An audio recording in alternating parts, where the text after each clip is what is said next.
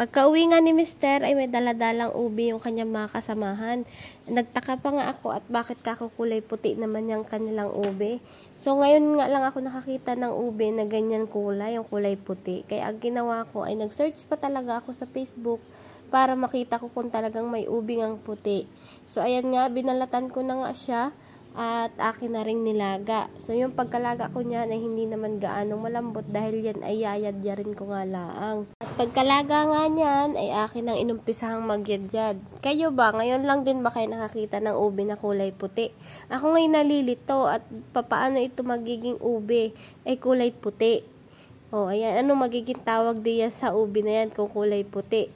Nanghiram nga lang ako doon sa kumare ko ng yadyaran.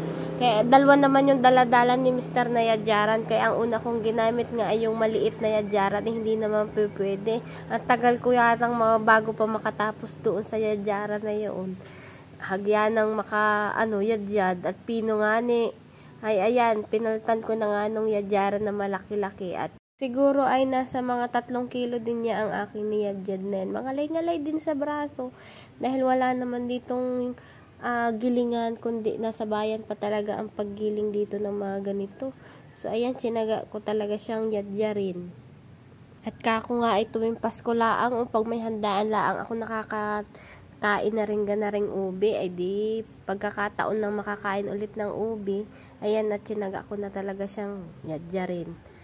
Hindi rin naman nga nagtagal at ako naman ay nakayari din nga sa pagyadyadiyan. Siguro ay may kalahating oras din akong nagyadyadiyan. So ayan nga yung aking nayadyad na. Ayan, pino naman yung aking pagkayadyad. Ang ganda nga ng kinalabasan kahit yadyad laang. Hindi ko na nga rin pinatagal at ang aking anak naman ay nakaabang na talaga sa kawali pa lamang. Kaya ayan, nag-umpisa na rin nga ako magluto dito sa aking kawali. Naglunaw na nga ako diyan ng margarine. At pagkalunaw nga ako ng margarine diyan, ay akin na din naman inilagay ang isang lata ng evaporada. Ang ginamit ko nga diyan ay Alaska. Ay Alaska, baka naman. At aking isinabay na din ang aking condense. Maliit lang naman yung aking inilagay na condense dahil nga kaunti naman yung aking ubi.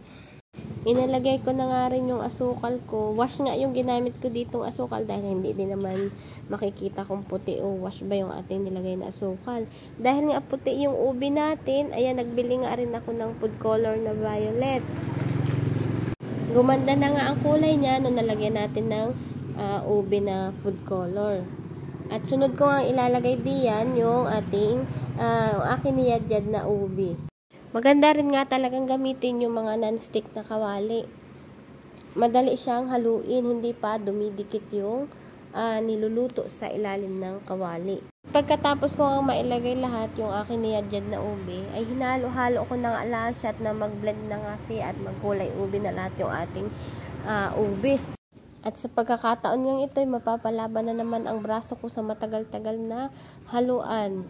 Hoy, ginusto mo yan, huwag kang magreklamo. Pinaikot-ikot ko nga lang ang ginawa kong paghalo diyan. At yan nga, at ganyan na nga ang consistency ng ating ubi. Ayan, pag ganyan na, malapit na talaga siyang maluto. Mabubuo na siya sa ating mga lalagyan. At ako nga ay parang nakukulangan pa. Parang ako'y nalalambutan pa baga sa aking niluto na are. Ay di are, pinaikot-ikot ko pa nga ni hanggang sa magsawa yung ubi. Nalula na nga ang ubi sa kaiikot ko ng paghahalo. Lula ito panigurado, hindi lang makareklamo. At ayan nga, hindi ko na nga rin pinatagal yung aking paghahalo na yan. At pare ko'y magkakakulanin na ang aking kilikili sa aking inatrabaho ay kainaman din nga. At hindi ko na nga rin pinatagal yan sa kawali. At sinining ko ay talaga namang nakaabang na. Kanina pa nag-aabang sa aking niluluto na ito. Ayan nga't isinaling ko na sa lagayan at aking iplinat na nga ng sampi. Nilagyan ko nga laang ng plastic at nang maiplat ko ng ayos. At ito na nga, yung aking finished product, ang aking ubi halaya. Salamat sa panunood.